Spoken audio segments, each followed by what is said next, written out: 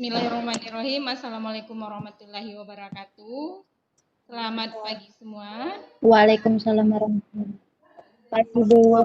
Apa kabar? Sehat semua? Alhamdulillah sehat, Bu. Alhamdulillah sehat ya. Nah, kita sebaiknya berdoa dulu menurut agama dan kepercayaan masing-masing. Suhendro, tolong dipimpin doanya. Kita belajar, mari kita berdoa menurut agama dan kepercayaan masing-masing. Berdoa dimulai. Doa selesai. Untuk absen, jangan lupa di Google Classroom di checklist ya. Ya, Bu. Modul atau bahan ajar sudah Ibu bagikan melalui Google Classroom. Begitu juga dengan tugasnya. Nah, sudah dibaca? Sudah, Bu. Sudah, Bu. Sudah. Nah, untuk itu kita masuk ke materi kita hari ini. Jenis dokumen, di mana tujuan pembelajarannya adalah dengan adanya pembelajaran ini diharapkan peserta didik mampu mengidentifikasi jenis dokumen, kemudian merekap jenis dokumen. Sebelum masuk ke materi, Ibu ingin tanya dulu siapa yang masih ingat bagaimana prosedur pengurusan surat izin usaha perdagangan. Siapa yang bisa? Anggun, Bu. Ya, silakan Anggun. Yang pertama itu dia harus mengisi formulir. Setelah itu akta pendirian atau perubahan perusahaan seperti PT, koperasi atau usaha dagang. Ya, benar yang dikatakan Anggun. Sekarang kita masuk ke materi kita yaitu jenis dokumen. Nah, karena setelah kita mengurus prosedur izin usaha secara tidak langsung kita berhubungan dengan dokumen-dokumen. Nah, mulai dari dokumen administrasi yang harus disediakan sampai dengan hasil yang diperoleh dari pengurusan surat izin usaha tersebut. Dokumen itu bisa kita akses sebagai surat-surat atau benda-benda berharga yang di dalamnya termasuk yang dapat dijadikan sebagai bukti untuk mendukung keterangan supaya lebih meyakinkan. Ya benar, jenis dokumen itu bisa kita bagi menjadi 3. Yang pertama, yaitu jenis dokumen berdasarkan kepentingannya. Nah, berdasarkan kepentingannya ini, jenis dokumen ini ada 4. Yang pertama, dokumen pribadi. Yang kedua, dokumen niaga. Yang ketiga, dokumen sejarah. Yang keempat, dokumen pemerintah. Nah, dari yang Ibu bacakan tadi, ada yang tahu apa itu dokumen pribadi? Dokumen pribadi dokumen yang perorangan, Bu. Contohnya kayak ada KTP, SIM, Ya, benar ya. Dokumen niaga itu contohnya cek dan obligasi.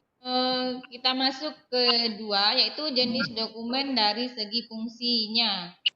Yaitu ada dokumen dinamis dan ada dokumen statis. Kemudian yang ketiga, jenis dokumen berdasarkan bentuk fisiknya. Yang pertama yaitu ada dokumen literal, ya, kemudian ada dokumen korporal dan dokumen privat. Nah, apa itu dokumen literal? Ya, tahu ya contohnya kalau dokumen korporal, siapa yang tahu? Itu seperti pakaian adat atau yang kuno serius. Ya, contohnya apa itu dokumen privat, Lisa? Itu seperti surat dinas, surat berharga, surat niaga, surat tanda bukti, dan laporan. Sampai di sini bisa dipahami? Bisa, Bu. Kalau sudah bisa, kita masuk ke materi selanjutnya yaitu dokumen perizinan usaha. Adapun berbagai kelengkapan yang perlu dipersiapkan dalam mendirikan sebuah usaha sesuai dengan hukum yang berlaku Indonesia ada sebagai berikut ya. Yang pertama itu harus ada surat keterangan domisili. Kemudian harus ada nomor pokok wajib pajak, harus ada izin usaha dagang. Kemudian yang keempat, surat izin tempat usaha. Ada izin usaha perdagangan, kemudian ada tanda daftar perusahaan, tanda daftar industri, surat AHO, atau surat izin gangguan, dan lain-lain. Nah, dokumen ini harus dimiliki jika ingin mendirikan suatu usaha, tergantung usaha apa yang kita jalankan. Sampai di sini bisa dipahami? Ya, Bu. LKPD yang sudah Ibu bagikan, sudah didiskusikan? Ya, Bu. Ya, silakan. Jadi kesimpulan dari hasil diskusi kami sama jenis dokumen. Yang pertama itu ada jenis dokumen berdasarkan kepentingannya. Itu yang terdiri dari dokumen pribadi, yaitu dokumen yang menyangkut kepentingan perorangan, contohnya seperti KTP, SIM, dan ijazah. Yang kedua ada dokumen niaga, dokumen yang berkaitan dengan niaga. Contohnya seperti cek, obligasi, packing list, faktur, dan banyak lainnya. Yang ketiga ada dokumen sejarah, yaitu dokumen yang berkaitan dengan sejarah. Itu contohnya seperti fosil, rekaman film perjuangan, lainnya.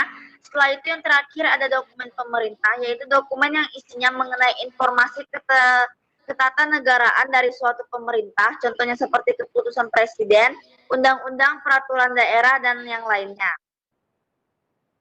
Ya. Kemudian ketiga yaitu jenis dokumen berdasarkan bentuk fisiknya. Itu pertama ada dokumen literal, itu contohnya seperti buku, majalah, dan film. Ada dokumen korporal, itu contohnya seperti arca, pakaian adat, patung, uang koin, dan keris.